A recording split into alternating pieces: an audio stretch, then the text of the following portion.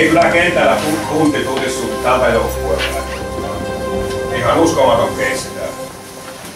Tää kannattaa laittaa kaikkien mieleen, että kun tämmöisellä tyylillä ja tavalla pelataan, niin lopputulos on tää.